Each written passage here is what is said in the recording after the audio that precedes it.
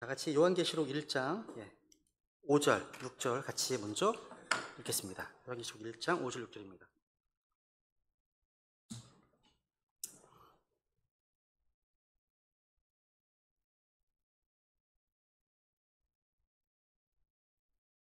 같이 읽겠습니다. 시작. 또 신실한 증인이시오 죽은 자들 중에서 처음 나신 분이시며 땅의 왕들의 통치자이신 예수 그리스도로부터 은혜와 화평이 너희에게 있기를 원하노라. 우리를 사랑하사 자신의 피로 우리 죄들에서 우리를 씻으시고 하나님 곧 자신의 아버지를 위해 우리를 왕과 제사장으로 삼으신 분께 즉 그분께 영광과 통치가 영원 무궁토록 있기를 원하노라. 아멘. 지난주에 이제 5절에서 예수 그리스도의 세 가지 칭호로서 예수님은 신실한 증인이시고 또 죽은 자에서 처음 나신 분이시고 또 땅의 통치자라는 말씀하셨죠, 그렇죠? 그러니까 두 가지는 앞에 부분을 했습니다. 오늘은 땅의 왕들의 통치하신 예수님에 대해서 한번 계속 이어서 하겠습니다. 이 5절 말씀은 예수님의 어떤 삼중 직분을 잘 보여주고 있죠, 그렇죠? 신실한 증인으로서 예수님 대원자이시죠. 또 그래서 처음 나신 분으로서 또 우리를 위해 기도하시는 대제사장이십니다. 그죠? 또 예수님은 또 땅의 왕들의 통치자이십니다. 이건 단순히 미래에 왕이 되실 분이라는 선언이 아닙니다. 예수님은 지금도 왕이시고요. 이미 왕들의 왕이시고 주들의 주이십니다. 아마 이번 주에 그 킹 오브 킹스라고 하는 영화가 이제 개봉된다고 하더라고요. 그래서 얼마 전에 어떤 동생님 목사님으로부터 이 영화에 대해서 물어보시더라고요. 저도 안 봐서 모른다고. 다만 이제 그 킹 오브 킹스의 그 저자가 누구냐면 찰스 디킨스라는 사람입니다. 이 사람은 영국 성공회 출신이고요. 19세기 영국 성공회라 하면 여러 가지가 있습니다. 근데 세 가지가 있는데 브로드 처치 그쪽 계열입니다. 그러니까 약 예수님에 대한 어떤 도덕성 이런 것들을 강조하는. 그 영화에는 예수님의 십자가의 죽으심과 부활 다 나옵니다. 나오는데 그게 어떤 의미인지는 잘 나오진 않습니다. 그러니까 그분은 우리를 위해 희생하신 분, 아주 도덕적으로 훌륭하신 이런 정도로 이제 원래 그렇게 바라보고 있거든요. 근데 저는 보려고 합니다. 내용은 좀 알고 싶어서 한번 보려고 하는데 어쩌거나 그런 분들은 잘 유념해서 보시면 좋겠습니다. 어쩌거나 예수는 왕들의 왕이시죠. 또 주들의 주이십니다. 모든 권세 위에 군림하시는 분이십니다. 여러분 지금 이 세상에는요 수많은 권력자들이 있죠. 각 나라의 대통령도 있고 국왕도 있고 또 총리를 비롯해서 또 보이지 않는 곳에서 움직이는 엘리트 집단들도 있습니다. 또 글로벌 시장을 쥐락펴락하는 금융 권력들도 있습니다. 그리고 법과 제도 위에서 불만든 독재자들도 또 많이 있죠. 이들은 자기들이 세계의 주인인 것처럼 행동합니다. 그렇죠? 세상은 그들을 두려워합니다. 성경은 분명히 말씀하십니다. 로마서 13장 1절을 볼까요? 13장 1절. 이거 읽어볼까요? 모든 혼은 더 높은 권력들에 복종할지니라. 하나님으로부터 나지 않은 권력은 없나니 현존하는 권력들은 하나님께서 정하셨느니라. 여기 보시면 하나님으로부터 나지 않은 권력은 없다 말씀하시네요. 그러니까 이 말씀은요 오늘날 우리가 이 세상의 정치나 뉴스 속에서 무질서와 혼돈 또 전쟁을 비롯해서 불의한 정책과 법을 볼지라도 예수 그리스도의 통찰에 있음을 잊지 말라는 겁니다. 그 주님의 권세는 지금도 유효하기 때문이에요. 지금도. 예수님은 과거의 통치자가 아니십니다. 그분은 지금도 통치하고 계신 살아계신 주님이십니다. 예수님은 공산주의 국가의 독재자도 또 자유민주주의 국가의 대통령이나 총리도 또 전 세계를 조종하려는 글로벌 엘리트들도 다 다스릴 수 있는 분이십니다. 모두가 그리스도의 발 아래에 놓이게 될 것입니다. 그 누구도 그 어떤 시스템도요 우리 예수 그리스도의 주권을 이길 수가 없죠. 오늘 세상이 아무리 혼란하고요 악한 지도자들이 권세를 잡아도 하나님은 지금도 주권자로 일하고 계십니다. 그리고 곧 다가올 그날에 모든 무릎이요 주님 앞에 꿇게 될 것입니다. 모든 통치자와 권세자들이 그리스도 앞에 무릎을 또 머리를 숙이게 될 것입니다. 빌립보서 2장 10절을 볼까요? 2장 10절. 있는 것들과 땅에 있는 것들과 땅 아래 있는 것들의 모든 무릎이 예수라는 이름에 굴복하게 하시고. 모든 무릎입니다. 모든 무릎이 예수라는 이름에 굴복한다 말씀하시네요. 그러니까 이 세상과 우주의 모든 존재가 심지어 사탄조차도 예수님의 그 이름 앞에 엎드리게 될 것의 선언입니다. 예수님은 단순한 왕이 아니시죠? 그분은 만물의 통치자십니다. 절대 주권자십니다. 또 심판자이십니다. 그러니까 여러분, 세상이 악해질수록 또 권력자들이 오만하고 악할수록 세상 뉴스에 좌우되지 마시고 하늘의 소식을 기준으로 삼고 우리 주 예수 그리스도의 주권과 통치를 믿고 선포해야 됩니다. 그럴수록 세상의 왕들과 권력들은요, 자신들이 최종 권위인 줄 압니다. 근데 그들은 자기 위에 주 예수 그리스도께서 왕들의 왕이심을 알지 못합니다. 예수님은요, 어떤 한 민족이나 한 시대의 왕이 아니십니다. 예수님은요, 어떤 제한된 정치적 왕이 아니십니다. 성경에 의하면요, 예수님은요, 유대인들의 왕이시고요. 성경에 의하면 예수님은 이스라엘의 왕이시고요. 성경에 의하면 예수님은 영광의 왕이십니다. 성경에 의하면 예수님은 또 의의 왕이시고요. 성경에 의하면 예수님은 성도들의 왕이십니다. 화평의 왕이시기도 하시고요. 예수님은 또 7가지, 시작. 그분께서는 자신의 옷과 넓적다리에 왕들의 왕, 주들의 주라고 기록된 한 이름을 가지고 계시느니라. 예수님은 왕들의 왕, 주들의 주이십니다. 그러니까 이러한 이름들 속에 예수님의 통치가 얼마나 광범위한지, 얼마나 절대적인지, 얼마나 경이로운지를 보여주는 칭호들입니다.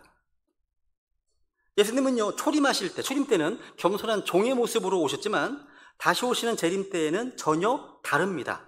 그분은 흰말을 타시고 모든 원수를 멸하시고 심판과 영광으로 오실 통치자시죠. 그죠? 모든 권세는 그분 앞에 복종하게 될 것입니다. 그날에는요, 트럼프도, 푸틴도, 시진핑도, 모든 대통령과 독재자도, 또 교황을 비롯해서 모든 종교 지도자들도 다, 심지어 사탄까지도 예수님 이름 앞에 무릎 꿇게 될 것입니다. 그죠? 그때가 되면 우리가 얼마나 우리의 신분이 어떤지 아시게 될 겁니다. 우리의 신분이요. 그죠? 여러분, 이 절대 통치자께서 이 단지 모든 권능을 가시는 무서운 왕이신 것만은 아닙니다. 그분이 우리를 사랑하셨고 자신의 피로 우리 죄를 씻어주신 사랑의 구원자이십니다. 예수님은 왕이시고 통치자이시만 오히려 자기를 내어주시고 피 흘리시고 우리를 자유롭게 하신 놀라운 왕이십니다. 그죠? 그 누구도요, 어떤 제국도 이런 왕을 알지 못합니다. 여러분, 이 땅의 정부나 체제가 전부가 아니에요. 우리 위에 계신 예수 그리스도, 모든 권능과 권세를 가지신 우리의 진짜 왕이 계십니다. 우리 진짜 왕. 그죠? 곧 오십니다. 우리는 그분을 높이고 그분의 이름을 세상 가운데 드러내는 신실한 주의 삶을 살아야 될 겁니다. 여기 보시면 땅의 왕들의 통치자이신 예수 그리스도로부터 그다음 은혜와 화평이 너희에게 있기를 원하노라. 이 인사말 단순한 인사말이 아닙니다. 우리가 성경을 읽다 보면 은혜와 화평이 너희에게 있기를 원하노라, 이런 말이 반복되는 것을 보게 됩니다.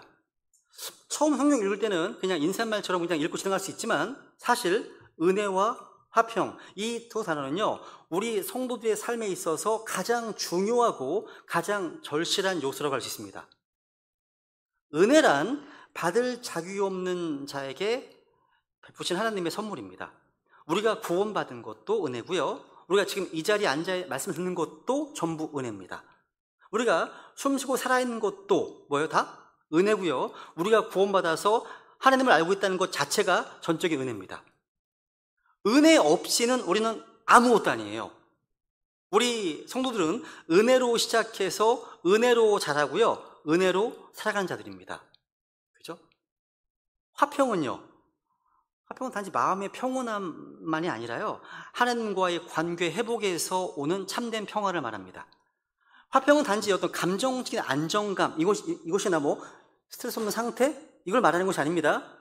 성경에서 말씀하시는 화평은요, 하나님과 우리 사이에 깨어졌던 관계 회복된 결과예요. 약간 미묘한 뉘앙스 차이는 있지만 화평, 평안, 평강, 평화, 그죠? 근데 다 동일한 본질을 담고 있습니다. 바울은요, 서신서 시작이나 끝부분에 항상 은혜와 화평, 이런 인사로 시작하고 끝맺습니다. 확인 한번 해볼까요? 네. 주 예수 그리스도로부터 은혜와 화평이 너희에게 있기를 원하노라. 한번 읽어볼까요? 그 다음도? 똑같으니까 읽은 거예요. 네. 하나님 우리 아버지와 주 예수 은혜와 화평이 너희에게 있기를 원하노라. 하나님이 반복하시는 건 다 중요한 의미에 반복하시는 거예요. 그냥 하나님이 그냥 반복하시는 거 없어요. 십니다. 바울은요, 성도들에게 은혜와 화평을 기원하는 끝맺은 말로 마치고 있습니다. 이게 우리 성도의 삶에 있어 필수 요소이기 때문에 그렇습니다. 여러분, 우리는 왜 은혜가 필요하죠? 이제 은혜부터 얘기해 볼게요.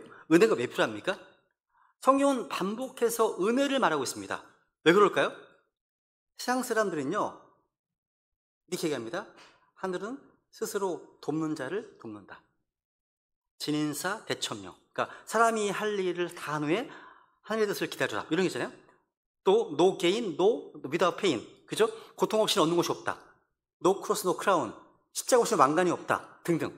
그러니까 이러한 말들에는요, 우리의 어떤 노력이 담겨 있고 우리의 헌신이 담겨 있습니다. 네 인생은 네가 만드는 거야. 이런 본음을 많이 얘기하지 않습니까? 그죠? 네가 만드는 거야. 또 행운은 준비된 자에게 찾아온다. 할 수 있다. 해내야 한다. 끝까지 버텨. 이런 말 많이 하지 않습니까? 그죠? 근데 이런 말들이 완전히 틀린 건 아닙니다. 이 말들은요, 세상에서 성공하고 생존하기 위해서 필요한 인간적인 지혜일 수 있어요. 하지만 성경의 세계는 이것과 정반대예요. 정반대입니다. 이 세상에는요, 은혜가 없어요. 은혜가 없습니다. 이런 말 잘 듣지 않으세요? 세상에 공짜는 없어. 많이 듣지 않습니까? 공짜 없어. 이 말은 달리 말해서 세상에 은혜는 없다. 이런 말이에요. 없답니다. 그죠? 그러니까 내가 뭔가를 받으려면 값을 치러야 해. 모든 것은 노력의 결과야. 이런 뜻입니다. 사람들은요, 은혜를 잘 이해하지 못합니다. 오히려 은혜를 불편해합니다. 그죠? 또 값없이 주어진 것에 대해서 경계해요. 오히려 경계합니다. 그렇게 공짜로 받으면 사람이 아예 게을러 나태해져. 이런 말 나갑니다. 이런 사고방식이요, 오늘날의 교회 안에서도 깊이 들어와 있습니다. 그래서 우리의 믿음 생활조차도 어떤 노력 중심으로 또 도덕 중심으로 번일될 수 있습니다. 기도가 얼마나 오래 했는지로 평가되고 구원조차도 내가 지금 얼마나 따랐는가로 가늠하려고 합니다. 성경은 그렇게 말하지 않습니다. 성경은 처음부터 끝까지 은혜에 대한 스토리입니다. 은혜 이야기예요.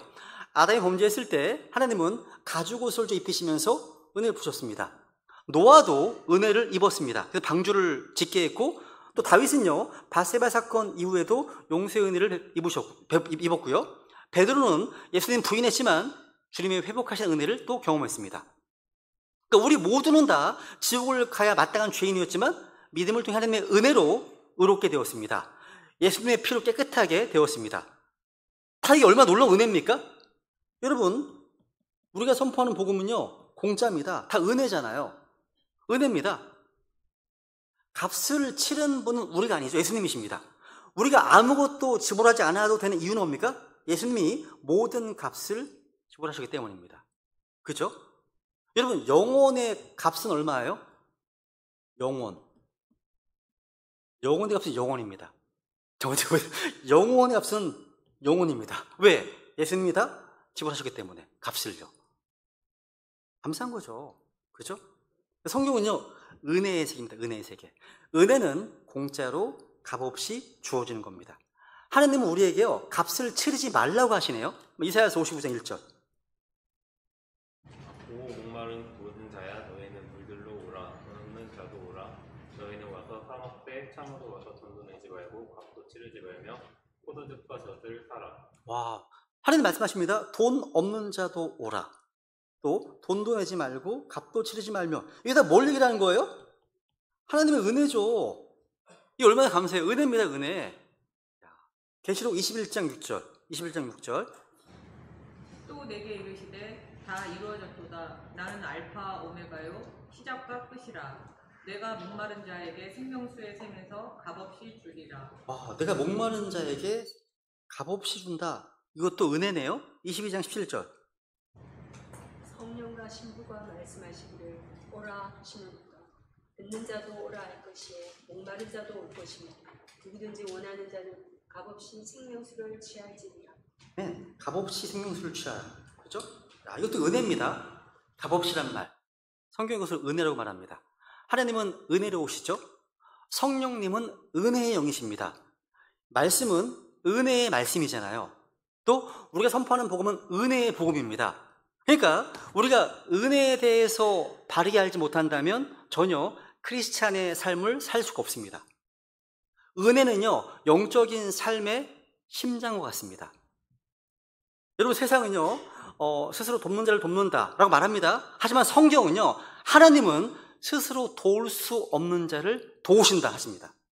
다르죠, 아까? 그죠? 이게 은혜입니다. 그래서 우리는요, 오늘도 우리가 해야 될 일은요, 자신을 의지하지 말고 은혜를 구하는 겁니다. 내 공로가 아니라 주님의 공로를 붙잡는 거죠. 값없는 선물을 감사로 받는 겁니다. 그래서 우리는 이 은혜의 어떤 영, 은혜의 말씀, 은혜의 복음을 가지고 세상 속에서 다른 방식으로 살아가야 되는 겁니다. 또 우리에게도 화평이 왜 필요합니까? 화평? 오늘 이 시대에는요, 마음의 평안을 가장 갈망해요. 사람들은 뭐 명상 프로그램을 한다, 뭐 요가를 한다, 뭐 자기계발서를 읽기도 하고, 여행을 가기도 하고, 힐링 콘텐츠를 또 보기도 하고 등등. 그러니까 수많은 방법으로요, 평안을 얻으려고 합니다. 그런데도 사람들의 마음은요, 계속해서 불안하고 초조해하고 흔들립니다. 마음이요. 이유는 하나입니다. 하나님과의 화평을 맺지 않았기 때문입니다. 복음이 없기 때문입니다. 복음. 여러분, 주님과 화평의 관계를 맺지 않고는 절대 화평이 임하지 않습니다. 로마서 5장 1절. 그러므로 우리가 믿음으로 의롭게 의롭다고 인정받아? 네. 의롭다고 인정받아 우리 주 예수 그리스도를 통해 하나님과의 화평을 우리는 또다. 우리 그렇죠. 네. 이거 보시면 믿음으로 의롭다고 인정받아서 이제 하나님과 화평을 누린다 말씀하시네요. 그죠? 여러분, 하나님과 화해하게 되면 하나님과의 화평을 누리게 됩니다.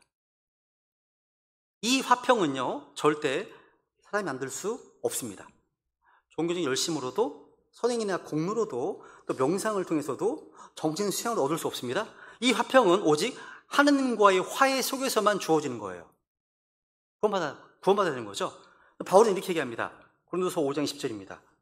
그런즉 하나님께서 우리를 통해 너희에게 간청하신 것 같이 이제 우리가 그리스도를 위한 대사가 되어 그리스도를 대신하여 너희에게 간구하노니 너희는 하나님과 화해하라. 우리가 그리스도는 대사입니다. 대사예요. 우리가 다. 너희는 뭐 하라고요? 하나님과 화해하라. 하나님과 화해하지 않으면 화평은 없습니다. 우리는 본래 하나님과 원수된 자였기 때문입니다. 우리의 죄가요, 하나님과 관계를 단절시키기 때문입니다. 근데 하나님은 우리를 향한 사랑으로 인해서 예수 그리스도를 화해의 헌물로 내오셨죠. 그죠? 감사합니다. 그죠? 로마서 10절. 하나님의 아들의 죽음에 의해 하나님과 화해하게 되었다면 화해하게 된 자로서 더욱더 그분의 생명에 의해 구원을 받을 것이기 때문에. 그죠? 우리가 원수였습니다. 근데 예수 그리스도의 죽으심에 의해서 하나님과 화해하게 되었습니다. 에베소서 16절. 또 십자가로 그 원수되게 하는 것을 죽이사 친히 십자가로 둘을 한 몸으로 하나님과 화해하게 하려 하십니다. 여러분, 십자가에서 하나님과 화해한 자들만이 주님 주시는 화평을 마음속에 누릴 수 있게 돼요. 그죠? 그렇다면 오늘 여러분의 마음은 흔들림 없이 평안하십니까? 아니면 아무 일이 없어도 뭔가 불안하고 답답하십니까? 그렇다면 그 이유는요, 아직 하나님과의 관계가 분명히 회복되지 않았기 때문입니다. 하나님과 화해한 사람에게는요, 세상에 이룰 수 없는 놀라운 평안이 주어져요. 질병 가운데서도, 또 경제적인 어려움 속에서도요, 인간관계의 갈등 속에서도 흔들리지 않는 화평함이 깊은 곳에 자리 잡고 있습니다. 이것이 빌립보서 4장 7절에서 말씀하시는 모든 이해를 뛰어넘는 하나님의 화평의 약속입니다. 그게요. 이 화평은요, 하나님과의 화해된 관계 속에서만 주어져요. 그래서 우리가 참된 평안을 원하신다면 다른 무엇보다도 하나님과의 관계부터 점검하셔야 됩니다. 여러분, 주님께서 우리에게요, 화평을 주신 이유는요, 단순히 감정적으로 평안해지라는 뜻이 아닙니다. 하나님의 화평은요, 우리의 마음과 생각을 지키는 능력입니다. 잠언 4장 23절. 다해 내 마음을 지키라. 생명의 산물들이 거기에서 나오느니라. 열심을 다해 뭘 하라고요? 마음을 지키랍니다. 내 마음을 지키라. 생명의 산물들이 뭐예요? 삶의 이슈들, 문제들이 거기서 나오기 때문에. 인생의 문제들이요. 그러니까 우리가 무엇보다도 지켜야 될 것이 바로 마음이에요. 그죠? 모든 인생의 문제가 다 여기서 시작됩니다. 근데 솔직히 우리 마음을 지킬 수가 없어요. 갑작스러운 사고나 예고 없는 질병, 경제적인 충격, 인간관계 갈등, 어떤 사람의 말 한마디 등등 이런 것들이 태풍처럼 몰아치게 되면 마음이 금세 흔들리고만 무너집니다. 우리가 늘 경험하듯 스스로 마음을 지키는 것은 너무 어렵습니다. 그런데 주님께서는요, 우리의 마음을 지키는 분명한 길을 제시해 주셨습니다. 하나님은 우리가 스스로 모든 것을 해결하려고 내버려두지 않으십니다. 우리가 마음을 지키기 어려운 것을 아시는 하나님께서는요, 그 길을 분명히 제시하셨습니다. 이거예요. 사도행 6절 7절입니다. 아무것도 염려하지 말고 오직 모든 일에 기도와 간구로 너희가 요청할 것들을 감사와 도구로 하나님께 알리라. 그러면 모든 이해를 뛰어넘는 하나님의 화평이 그리스도 예수님을 통해 너희 마음과 생각을 지키시리라. 아멘. 여기서 이제 너희 마음과 생각을 지키신다. 이 말은요, 군사 용어라고 합니다. 성벽 안에 병사들이 철통같이 지키고 있는 상태를 말한다고 해요. 즉, 하나님의 화평이 우리 마음의 수문장처럼 지켜주는 거예요. 즉, 헛된 상상이나 부정적인 생각들, 두려움, 낙심, 원망이 들어오지 못하도록 화평이요, 하나님의 화평이 문을 지키는 거예요. 그렇다면 어떻게 이 화평을 경험할 수 있을까요? 공부가 어렵지 않습니다. 단순하지만 실질적입니다. 오직 모든 일에 뭐로? 기도와 간구로 감사와 더불어 하나님께 아뢰는 겁니다. 그렇죠? 그러니까 아무것도 염려하지 말고 모든 일을 주님께 맡기고 구체적으로 기도하고 이미 들으신 하나님께 감사하시면 돼요. 그러면 하나님의 화평이 우리의 마음과 생각을 지켜주시고 붙여주신다는 사실. 근데 반대로요, 성경이 이렇게 증언하면 반대 말씀입니다. 이사야서 48장 20절 보시면 주께서 이르시되 사악한 자들에게는 뭐가 없습니까? 화평이 없다 하시네요. 그 다음 읽어볼까요 한번? 그러나 사악한 자들은 노동하는 바다 즉 안식할 수 없을 때에 속의 물들이 진흙과 오물을 내는 바다 같으니라. 내 하나님께서 이르시되 사악한 자들에게는 화평이 없다 하시느니라. 여기 사악한 자는 단순히 큰 죄를 저지른 자만을 말하지 않습니다. 하나님을 떠나서 자신을 의지하고 하나님과 화해하지 않은 모든 자를 포함합니다. 그들은 외적으로 아무리 성공하고 평안해 보여도요, 마음 깊은 곳에는 참된 화평이 없습니다. 여러분, 우리의 마음과 생각을 지킬 수 있는 유일한 방법은요, 하나님의 화평을 소유하는 겁니다. 그 화평은 기도와 간구로 주님께 맡길 때 임하고요, 감사로 주님을 높일 때 넘치고요, 그리스도 안에서 누릴 수 있는 하늘의 선물입니다. 이 화평인 거죠. 바울은요, 극심한 환난과 핍박 속에 있어 믿음을 지킨 테살로니가 성도들에게 이렇게 편지했습니다. 테살로니가 3장 16절이네요. 네. 이제 화평이 주께서 치는 모든 방법으로 항상 너희에게 화평을 주시기를 원하노라. 주께서 너희 모두와 함께 하시기를 원하노라. 아멘. 이건 단지 바울의 기도가 아니라요, 우리 주님의 마음입니다. 마음이에요. 오늘 우리에게도 동일하게 주님께서 말씀하십니다. 주님께서는 우리를 불안하게 하신 분이 아닙니다. 화평이 하나님이십니다. 지금 우리를 화평케 하기를 원하십니다. 여러분, 화평, 평안, 평강은 나약한 게 아니에요. 화평은 능력입니다. 여러분, 참된 화평, 평강, 평안은요, 사탄도 두려워하는 무기예요. 그래서 여러분, 로마서에 보시면 로마 16장 20절. 하나님께서 곧 사탄을 너희 발밑에서 상하게 하시리라. 우리 주 예수 그리스도의 은혜가 너희와 함께 있기를 원하노라. 아멘. 와, 사탄을 너희 발밑에 상하게 하시는데 어떤 하나님께서요? 화평의 하나님께서라고 표현하시네요. 화평의 하나님이십니다. 그 다음 또 보세요. 끝으로 형제들아 잘 있으라. 완전하게 되고 위로를 받으며 한 마음이 되고 평안히 지낼지어다. 사랑과 화평의 하나님께서 너희와 함께 계시리라. 아멘. 우리와 함께 하시는 분이 누구십니까? 사랑과 화평의 하나님께서 우리와 함께 하십니다. 오늘 현대인들은요, 겉으로는 아무 문제가 없는 것처럼 보이지만 실상은요, 역사적으로 가장 불안하고 가장 스트레스에 시달리는 세대라고 합니다.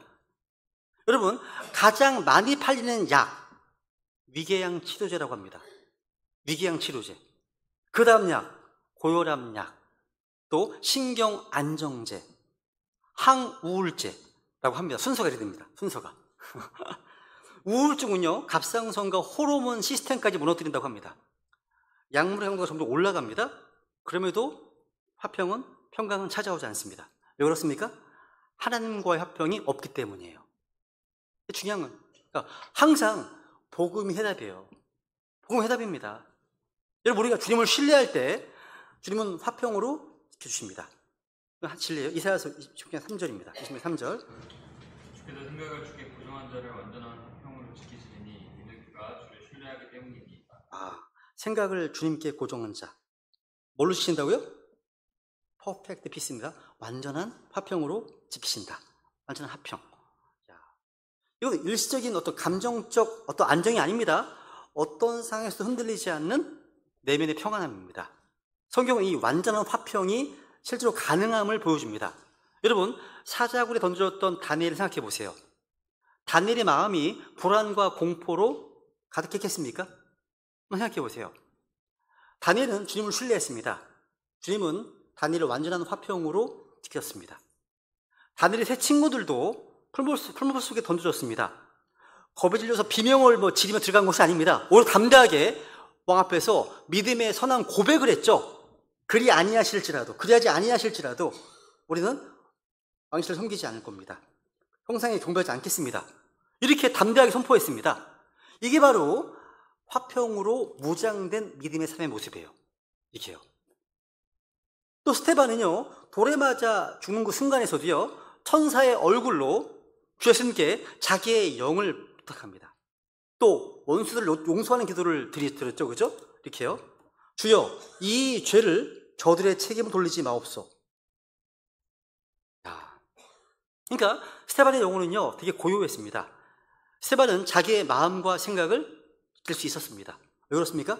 주님께서 완전한 화평으로 감싸주셨기 때문입니다. 반대로 사울은요, 전쟁을 앞두고 두려움에 사로잡혔습니다. 주님께 나아가는 대신에 이제 엔돌에 그 부리는 영을 지닌 여인을 찾아갔죠. 죽은 사무엘을 불러내려다 책망을 듣습니다. 그때 내가 심하게 고통을 받고 있나이다 라고 고백합니다. 그러니까 사울의 마음에는요, 평안이 없었습니다. 확신도 없습니다. 오직 불안과 공포심만이 마음을 지배했습니다. 이것이 바로 주님을 전적으로 신뢰하지 않는 자들의 모습이에요. 다르죠, 그죠? 오늘날 우리에게 가장 절실한 것은 바로 이 은혜와 화평이에요. 오늘 이 세상은 악하고 음란합니다. 우리 자신도 연약하고 죄를 짓습니다. 이런 생각 가운데 우리가 살기에 필요한 것은 바로 하나님의 은혜, 화평입니다. 은혜 없이는 살 수 없습니다. 화평 없이는 견딜 수가 없습니다. 그래서 사도 요한은 계시록을 시작하시면서 다른 어떤 말보다도 오직 두 가지를 선포한 겁니다. 은혜와 화평이 너희에게 있기를 바라노라. 그죠? 그죠? 그 요한이 이렇게 이제 이어서 고백합니다.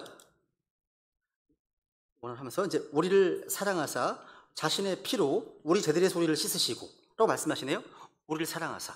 이 사랑은요, 자신의 피를 흘리기까지 우리를 대신하여 주기까지 사랑하신 십자가의 사랑입니다. 로마서 5장 8절. 우리가 아직 죄인이었을 때에 그리스도께서 우리를 위해 죽으심으로써 하나님께서 우리를 향한 자신의 사랑을 당당히 제시하시느니라. 주님은 우리를 사랑하셨습니다. 지금도 사랑하십니다. 그리고 끝까지 사랑하십니다. 사랑하십니다. 그죠?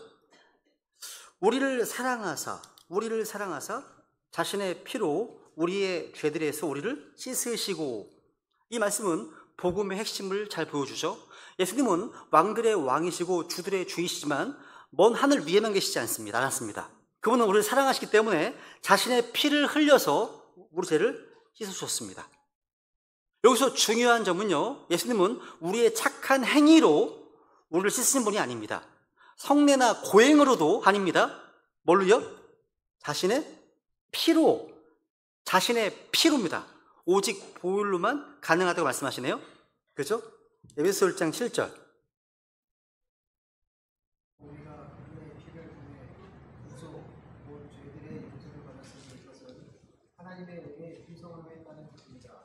아멘이네요. 여러분은 이 사실을 믿고 선포하고 있습니까? 여러분의 죄는 예수님의 피로 말미암아 완전하게 씻김 받으셨습니까? 여기 씻으셨다. 찢으셨다. 찢었다. 이 영어로 wash라는 단어죠. 그죠? 제가 말씀드렸었죠. 이 단어는요, 킹제임스 성경에만 나오는 표현이에요. 다른 성경들은 이걸 다 free, 자유롭게 했다. 이렇게 변개시켰습니다. 킹제임스 성경은요, 예수님의 피가 우리를 죄로부터 씻어냈다고 분명히 선포하고 있습니다. 이 표현 단순한 죄 용서가 아니에요. 죄 자체를 제거하는 능력입니다. 그걸 말하는 거예요. 예수님의 피는요, 하나님의 피잖아요. 예수님의 피는 상속 언약의 피입니다. 흠도 없고 점도 없는 어린 양의 보배로운 피입니다. 이 피는요, 이 죄를 덮어내는 것 정도가 아니라 씻어내는 피예요. 골로새 1장 14절.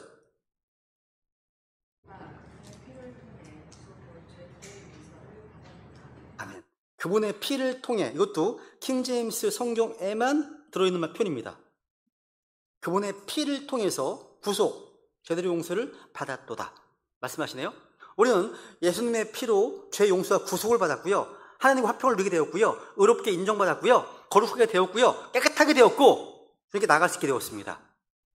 우리 10장 4절로 갈까요? 10장 4절. 이는 황소와 염소의 피가 죄들을 제거하는 것이 불가능하기 때문이다. 구약시대에 이 황소와 염소의 피로는요, 결코 죄들을 제거할 수 없었습니다.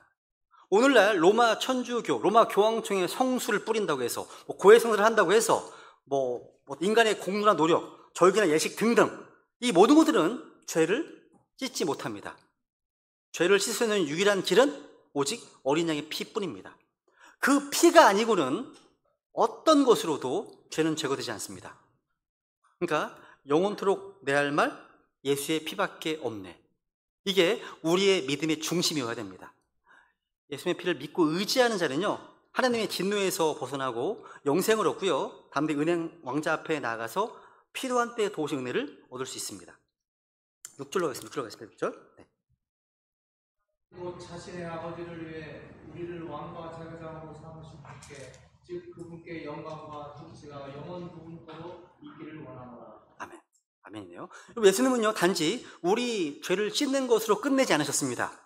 예수님은요, 우리를 전혀 새로운 존재로 변화시켰습니다. 우리는 하나님 자신의 아버지를 위해서 우리를 뭘로요? 왕과 제사장으로 삼으셨습니다. 하나님, 곧 자신의 아버지를 위해서입니다. 이 말은 우리의 삶 전체가 더 이상 내 뜻이나 내 욕심이나 내 계획이 아니라 주님을 위한 삶을 살아야 하는 존재라는 것입니다. 그렇죠? 지금 이 세상에서는요, 우리가 종의 모습으로 또 고난받는 어떤 낮은 자의 모습으로 살아가지만, 주님께서는 우리를요, 왕과 제사장으로 세우셨고 곧 다가올 세대에 실제 드러내실 겁니다. 그렇죠? 지금은요, 십자가를 지고 고난을 당하는 삶을 살아야 됩니다. 지금은 그런 시대라는 거죠. 그죠? 디모스 2장 12절. 오른쪽으로 갈까요? 오른쪽으로 갈까요? 노자배님. 안 보이신데요. 네. 박영진?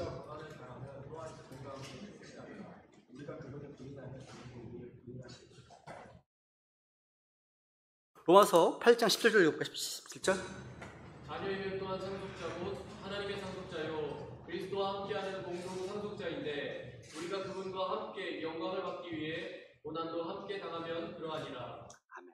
구원은 믿음을 통해 하나님의 은혜로 주어지지만, 왕으로서의 통치는 이 땅에서 행한 우리의 순종과 어떤 충성의 보상으로 주어지는 거죠. 그죠? 지금은 우리가 예수 그리스도의 종으로서 십자가를 지는 삶이 요구되는 때입니다. 지금은요. 그죠? 베드로전서 2장에 보시면요, 우리의 현재 사명이 분명하게 제시되어 있습니다. 베드로전서 2장 5절입니다. 너희도 살아있는 돌들로서 영적으로 거듭되고 예수 그리스도로 말미암아 하나님께서 받으실 만한 영적 생물을 드리는 거룩한 제사장이 되었도다. 우리 모두가 거룩한 제사장이 되었습니다. 이 제사장은요, 베드로전서 2장 9절에 보니까 왕가의 제사장이네요. 읽어볼까요? 네, 선정된 세대요, 왕가의 제사장이요, 거룩한 민족이요, 특별 소유 백성이니 이것은 너희가 어둠에서 불러내어 자신의 놀라운 백성에 들어가게 하신 분에 대한 찬양을 너희가 전하게 하려 합니다. 아멘. 여러분, 너희는 선정된 세대이고요, 왕가의 제사장입니다. 거룩한 민족입니다. 특별 소유 백성입니다. 이게 우리 성도들에게 부여된 영적인 신분과 책임입니다. 우리는 하나님 앞에 예배할 수 있고 누군가를 위해 중보기도 할 수 있고요. 하나님의 말씀을 선포할 수 있습니다. 더 이상 사람들 앞에 죄를 고백할 필요가 없습니다. 사지도 필요하지 않습니다. 신부도 필요하지 않습니다. 왜? 우리가 바로 하나님의 제사장이기 때문에. 그죠? 우리 이 세상에서 주님을 높이고 복음을 선포하고 주님께 영광을 돌리는 제사장들입니다. 계시록 5장 10절로 갈까요? 5장 10절. 또 우리 하나님을 위해 우리를 왕과 제사장으로 삼으셨으니 우리가 땅에서 통치하리이다. 아멘. 어디서 통치한다 우리가요? 어디서요? 땅에서입니다. 상징이 아닙니다. 비유가 아닙니다. 그죠? 영적인 것이 아니에요. 우리가 땅에서 통치하리이다 말씀하시네요. 이건 문자 그대로요. 예수님께서 이 땅에 세우실 천년왕국에서 성도들이 함께 실제로 다스릴 것을 말합니다. 그죠? 우리는 킹스, 왕들입니다. 왕은 다스리는 자도 권세를 위임받은 자입니다. 그러니까 본받은 성도들은요, 미래에 그리스도와 함께 천년왕국에서 다스릴 자들입니다. 그래서 계시록에 보면요, 그들이 살아서 그리스도와 함께 1000년 동안 통치하였다 말씀하시네요. 여기 이제 왕자들이 있죠. 요 앞에 있는 또 내가, 요거는요 교회 시대의 성도들을 말씀하시는 거고, 그 뒤에는 또 내가는 환란 시대 성도를 말씀하고 있습니다. 그런데 보시면 그들이 살아서 그리스도와 함께 1000년 동안 통치한다 말씀하시네요. 놀랍습니다. 지금 이 시대에 주님을 위해서 희생하고 신실하게 섬긴 자들이 그날이 되면 주님과 함께 이 땅을 다스릴 권세를 받게 된다는 겁니다. 몇 년 동안요? 1000년 동안. 대통령 5년 아무것도 아니죠, 그죠? 1000년인데 엄청난 거 아닙니까, 여러분, 그죠? 그래서 지금 이 세상에서 우리는 왕이 아닙니다, 다만, 그죠? 지금은 기꺼이 섬기고 낮아지고 고난에 참여하는 제사장들입니다. 그러니까 지금은 왕으로 타려고 하지 마세요. 지금은 종으로서 섬기고 오래 참고 예수 그리스도의 증인이 되어야 할 때입니다. 그래서 뒤에 보시면요, 아까 마지막 구절인데 잠깐만요. 보시면 그분께 영광과 통치가 영원 무궁토록 있기를 원하노라 말씀하시네요. 이 말씀은 찬양의 선언입니다. 모든 영광과 통치는 오직 그분께만 합당합니다. 그렇죠? 이 두 가지는 영원 무궁토록 그분께 속해 있습니다. 어제도 오늘도 그리고 영원히. 그래서 지금은 자신을 낮추고 주님만 높이며 살아갑시다. 그죠? 그분이 우리를 높이시는 날이 곧 올 겁니다. 제가 다시 마지막 한 구절 같이 읽고 마치겠습니다. 그냥 구절인데요. 같이 읽습니다. 시작. 그러나 너희는 선정된 세대요 왕가의 제사장이요 거룩한 민족이요 특별 소유 백성이니 이것은 너희를 어둠에서 불러내어 자신의 놀라운 빛으로 들어가게 하신 분에 대한 찬양을 너희가 전하게 하려 함이라. 우리는 왕가의 제사장입니다. 그렇다면 우리가 해야 할 일은 단 하나죠. 그분을 찬양하는 겁니다. 그분이 하신 일 세상에 선포하는 겁니다. 그죠? 오늘 계시록 본문에 나와 있는 것처럼 그분이 우리를 사랑하셨다는 사실을 선포하십시오. 그분의 피가 죄를 씻었다는 사실을 선포하십시오. 유일한 길임을. 이것이 바로 왕가의 제사장이 감당해야 될 가장 위대한 사역입니다. 기도하겠습니다.